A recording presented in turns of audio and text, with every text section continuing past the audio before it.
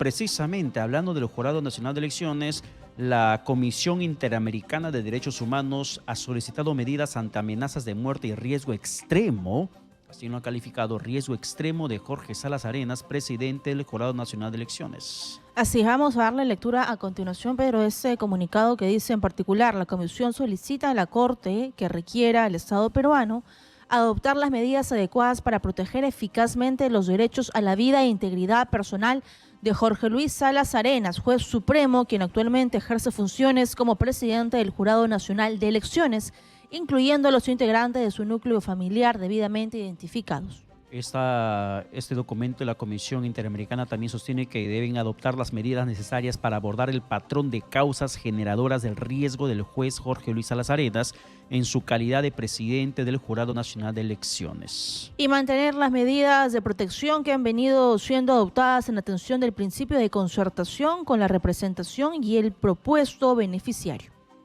Bueno, también menciona que las medidas provisionales son emitidas por la Corte en caso de extrema gravedad y urgencia para evitar daños irreparables a las personas. Las mismas tienen un carácter obligatorio para los estados, por lo que las decisiones contenidas en ellas exigen a los estados adoptar acciones específicas para resguardar derechos y o proteger la vida de personas que están en riesgo. Hay que recalcar lo que dice al inicio de ese documento que acabamos de leer dentro de este extracto.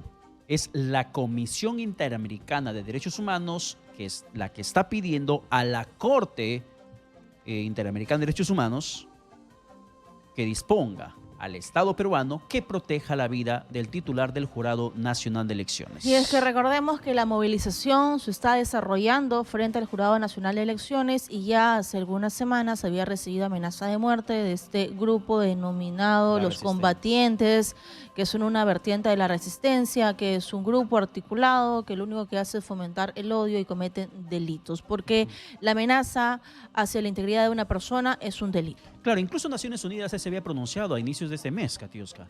Recordemos que a inicios de julio, Naciones Unidas, la delegación de Naciones Unidas aquí en nuestro país, expresó su preocupación por lo que precisamente en estos momentos viene generándose en torno a la figura de Jorge Salas Arenas. Y es que consideran que hay un grave peligro sobre su vida, más aún teniendo en cuenta la amenaza de muerte que había recibido por parte de este personaje del grupo denominado...